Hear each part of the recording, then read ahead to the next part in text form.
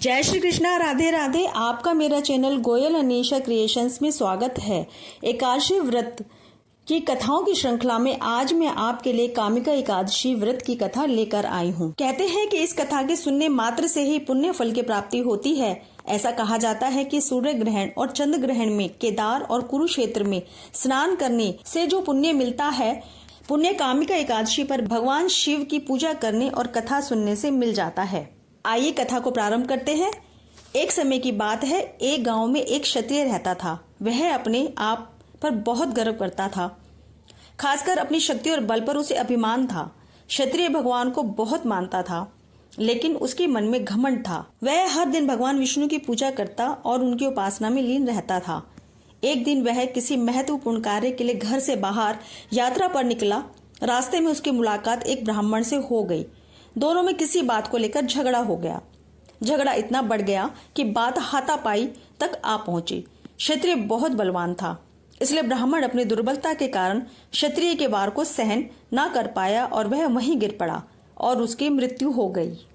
ब्राह्मण की मृत्यु से क्षत्रिय हक्का बक्का रह गया। उसे अपनी गलती का एहसास हुआ और वह बहुत पछताया। ये बात पूरे गांव में आग की तरह फैल गई। क्षत्रिय युवक ने गांव वालों से क्षमा याचना की और ब्राह्मण का अंतिम संस्कार खुद करने का वचन दिया, लेकिन पंडितों ने अंतिम क्रिया में शामिल होने से इनकार कर दिया। तब उसने ज्ञानी पंडितों से अपने पाप को जानना चाहा, तो पंडितों ने उसे बताया कि उसे ब्रह्म हत्या दोष लग चुका है, इसलिए हम अंतिम क्रिया के ब्राह्मण भोज में आपके घर भोजन नहीं कर सकते हैं। यह सुनकर क्षत्रिय ने ब्रह्म हत्या दोष के प्रायश्चित का उपाय पूछा।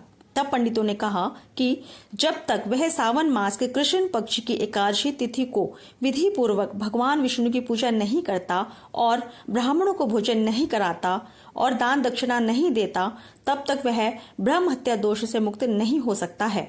क्षत्रिय ने ब्राह्मण के अंतिम संस्कार के बाद पंडितों की सलाह मानते हुए कामिका एकादशी के दिन पूरी श्रद्धा और विधि के अनुसार भगवान विष्णु की पूजा की। फिर उसने ब्राह्मणों को भोजन कराया और दान दक्षिणा भी दी। इस तरह भगवान विष्णु की कृपा से वह क्षत्रिय ब्रह्म हत्या दोष से मुक्त हुआ। इस प्रकार से कामिका एकादशी की व्रत कथा संपूर्ण होती है। जय श्री कृष्णा, राधे राधे।